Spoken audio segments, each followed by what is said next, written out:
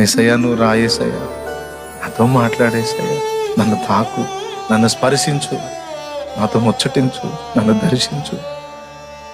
నాకు నువ్వు కావాలేసయ్యా. నన్ను లోకం లాగుతుంది, నన్ను లోకం ఆకర్షిస్తుంది. నీకు దూరం అవుతానేమన్నా నాకు బాధ.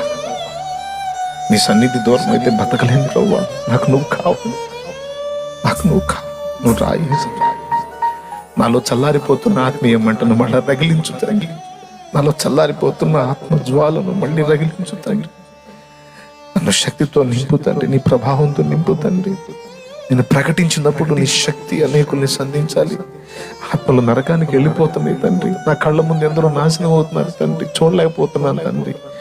అని ఆయన కాళ్ళ దగ్గర